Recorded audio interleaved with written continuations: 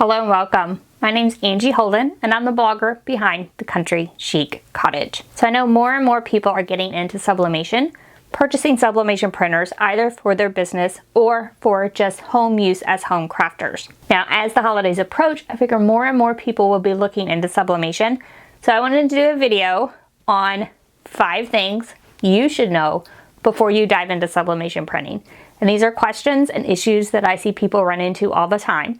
And a lot of these are things they did not realize before they decided, hey, let me add sublimation to my craft room. So let's get started with issue number 1. Issue number 1 is that you need a polyester or light surface to sublimate on. So people think if I get my sublimation printer, sublimation ink, sublimation paper, I am ready to go. I'm ready to add things and images to all the shirts, all the mugs, all the things. And that is simply not true. Sublimation is a chemical reaction and it needs some sort of polyester to react with. So whether your shirt is made out of polyester or there's a sublimation coating or polyester coating on your ceramic mug, those have to be present for sublimation to work.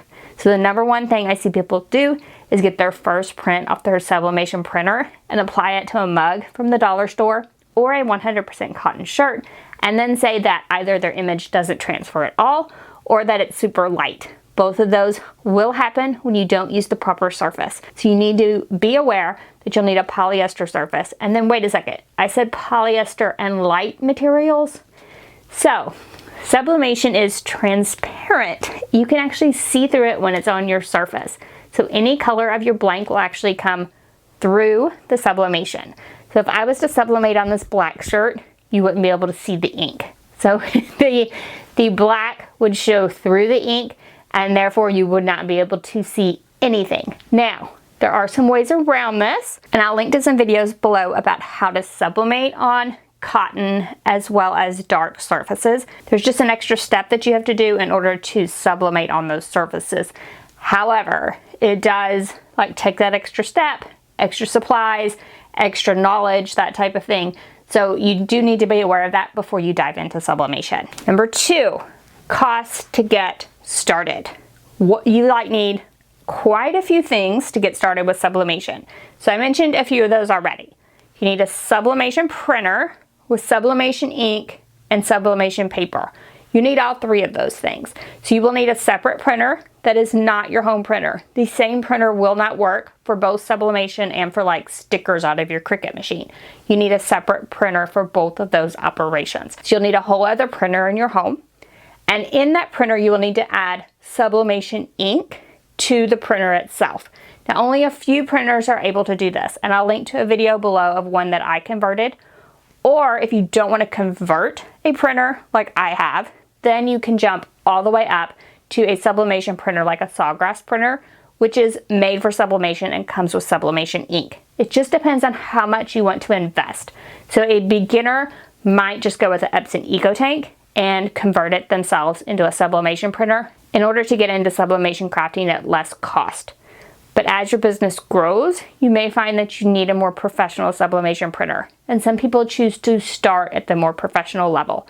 Just depends on where you are with your crafting and of course your budget.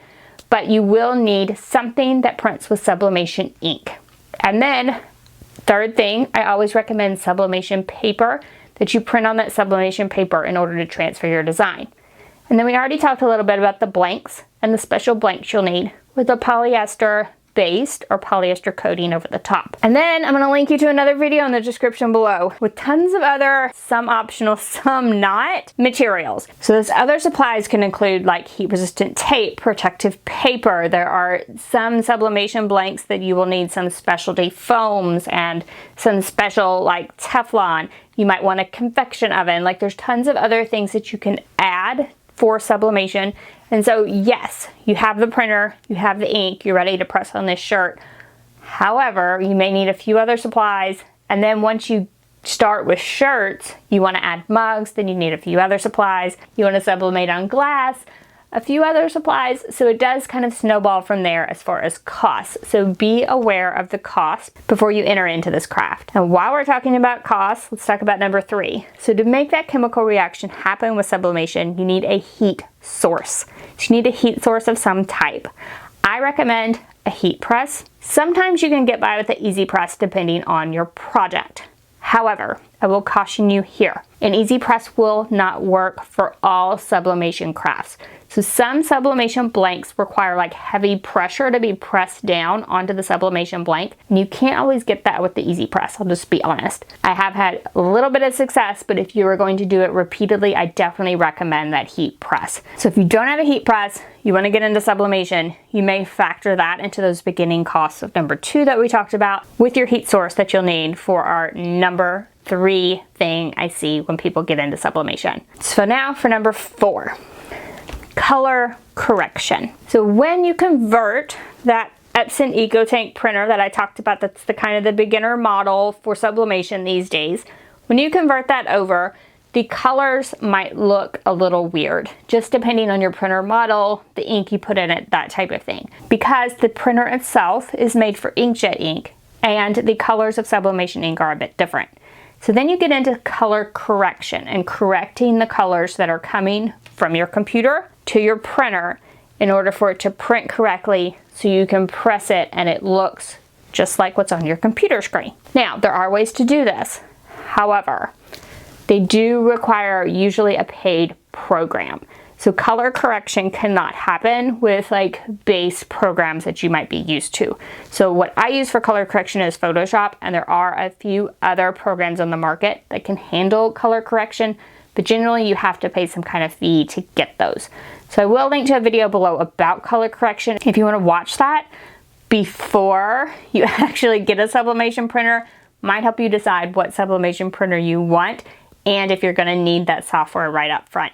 So a lot of times I just tell people to wait until they get their sublimation printer, print something off, and number 1, the colors coming out of your sublimation printer may look really funky compared to what it does when it's pressed. So I always recommend that you print something, press it, then see what it looks like, then see what your colors look like, and then decide if you need color correction. So I would definitely say wait until you actually get the printer, because like for a lot of my projects, I don't use color correction. I'm just going to be honest. Sometimes I do, sometimes I don't. It just depends on the project, what I'm pressing on, and what I'm printing. So it's going to be dependent for you, those same things. So what is your project? What are you printing? What, the image you're printing? What are the colors? And what are you pressing on? And you might be fine without color correction, or you may find that you need it later on. Number 5 thing I think you should know. This is a whole new craft with entirely new issues. So the troubleshooting is not the same as you're going to find with any other craft project. I do have a troubleshooting video, I'll link to that below so you can check that out, but you're definitely going to run into some really weird things. Heat, time, pressure all factor into sublimation, weird things like the color correction, is your printer kind of clogged or not? Like there's all these issues that you've never heard of before, and it opens it up with sublimation. And then falling under this, every blank is different.